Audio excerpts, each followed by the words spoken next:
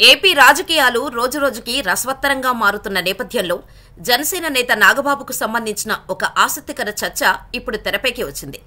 ఒకప్పుడు అన్న చిరంజీవి స్థాపించిన ప్రజారాజ్యం సమయంలో పాలిటిక్స్ లో యాక్టివ్గా కనిపించిన నాగబాబు ఇటీవల తమ్ముడు పవన్ కళ్యాణ్ స్థాపించిన జనసేనలో మరింత యాక్టివ్గా కనిపిస్తున్నారు. దీంతో ఎన్నికల్లో పోటీ చేయబోతున్నారనే చర్చ తెరపైకి వచ్చింది. వాస్తవానికి నాగబాబుకు 2019లో నరసాపురం ఎంపీగా పోటీ చేసిన సంగతి తెలిసిందే. ఆ ఎన్నికల్లో నాగబాబు 3వ స్థానానికే పరిమితమైనప్పటికీ 2.5 లక్షల ఓట్లు దక్కించుకున్నారు. ఆ ఎన్నికల్లో జనసేన ఒంటరిగా పోటీ చేసిన సంగతి తెలిసిందే. కచ్చేస్తే ఇప్పుడు జనసేన బీజేపీ టీడీపీలతో కలిసి వెళ్తోంది. దీంతో పోటీ చేసే స్థానాలు చాలా పరిమితంగా మారిపోయాయి.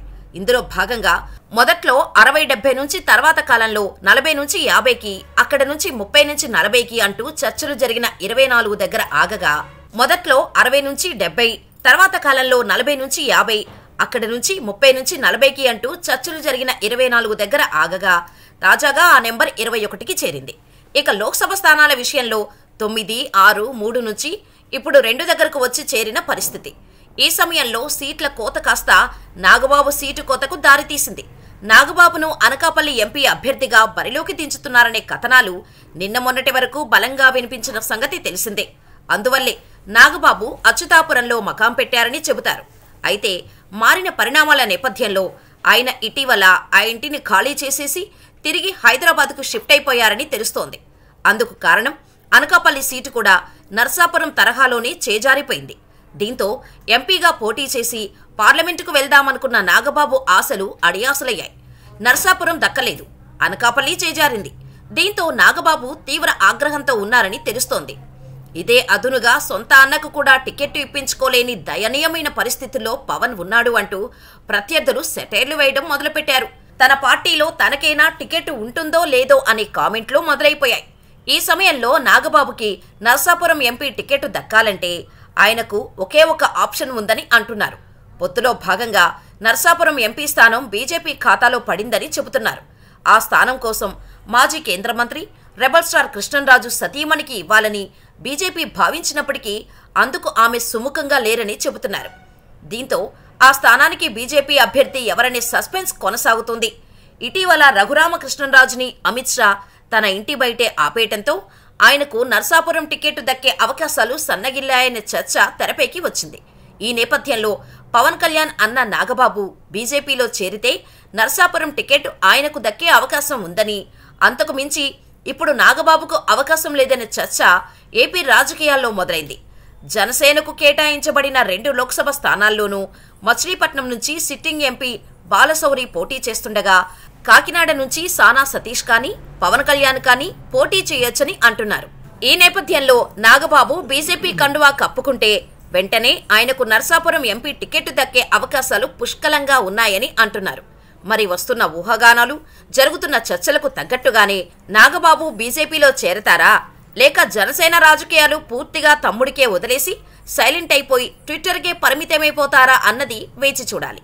పట్టున్న పవన్ కంటే బలం లేని బీజేపీ బెటర్ అంటున్నారు రాజకీయ విశ్లేషకులు.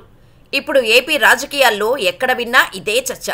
అసలు బలం లేని బీజేపీ మాత్రం పట్టుబట్టి 10 అసెంబ్లీ స్థానాలను దక్కించుకుంది. 6 పార్లమెంటు నియోజకవర్గాల్లో పోటీ చేయడానికి సిద్ధమైంది. బెట్టు చేసి మరీ పంతాన్ని నెగ్గించుకుంది. అవసరం ఇద్దరికీ ఉంది. కానీ ఎక్కువ అవసరం తమకన్నా మీకే అన్న సంకేతాలను భారతీయ జనతా పార్టీ నాయకత్వం బలంగా పంపగలిగింది.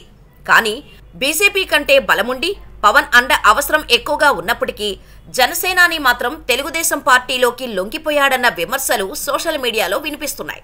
బీజేపీకి ఉన్న దూరదృష్టి కూడా పవన్ కళ్యాణ్కు లేకపోవడం తమ దురదృష్టమంటూ జన సైనికులు తలలు పట్టుకుంటున్నారు. నిజానికి ఈ ఎన్నికలు టీడీపీకి చావో రేవో. అతి ముఖ్యమైన ఎన్నికల్లో పవన్ కళ్యాణ్ను కలుపుకొని వెళ్లడం తెలుగుదేశం పార్టీకి అవసరం కూడా. జగన్ను ఎదుర్కొనాలన్నా, బలమైన కాపు సామాజిక వర్గం ఓటు బ్యాంకును తమ వైపుకు తిప్పుకోవాలన్నా పవన్ కళ్యాణ్ అవసరమే టీడీపీకి ఎక్కువగా ఉంది. అందుకే తొలి నుంచి జనసేన పార్టీ నేతలు ఈసారి ఎక్కువ స్థానాలు తమకు దక్కుతాయని భావిస్తూ వచ్చారు. పవన్ కళ్యాణ్ కూడా తరచూ తనకంటూ ఒక వ్యూహం ఉందని చెబుతుండటంతో పిచ్చిగా నమ్మేశారు. కానీ చివరాఖరకు మాత్రం 24 అసెంబ్లీ నియోజకవర్గాలు, 3 పార్లమెంటు స్థానాల్లోనే పోటీ చేస్తామని చెప్పడంతో నేతలు, క్యాడర్ నిరాశకు లోనయ్యారు. ఇప్పుడు ఆ సంఖ్యను కూడా తగ్గించుకున్నారు. మరోవైపు బీజేపీకి ఏపీలో నోటా కంటే ఎక్కువ ఓట్లు లేవు. పైగా కాంగ్రెస్ తరహాలోనే బీజేపీకి కూడా ఇక్కడ బలమైన నేతలు కూడా లేరు. కానీ కేంద్రంలో అధికారంలో ఉండటం, మళ్లీ మోడీ సర్కారు వస్తుందన్న అంచనాలు మాత్రమే దానిని సీట్ల కోసం డిమాండ్ చేసేలా నిలబెట్టాయి. ఢిల్లీలో దాదాపు 3 రోజులు మకాం వేసి చంద్రబాబు, పవన్ కళ్యాణ్లు సీట్ల సర్దుబాటు చేసుకుని వచ్చారు. సరే, బలం లేని బీజేపీకి అన్ని సీట్లు ఇవ్వడమేంటన్న చర్చ టీడీపీ, జనసేన పార్టీల్లో జరుగుతుంది. పడిగాపులు కాచి మరీ పొత్తు కన్ఫర్మ్ చేసుకుని బలానికి మించి బీజేపీ ఎక్కువ సీట్లను ఇచ్చారనే కామెంట్స్ కూడా వినపడుతున్నాయి. కేవలం అంకె మాత్రమే కాదు, టీడీపీ, జనసేన బలమున్న స్థానాలను కూడా ఆ పార్టీ డిమాండ్ చేస్తున్నట్టు తెలియవచ్చింది. బీజేపీతో అవసరానికి మించి సీట్ల సర్దుబాటు చేసుకున్నారన్న వ్యాఖ్యలు 2 పార్టీల నుంచి వినిపిస్తున్నాయి.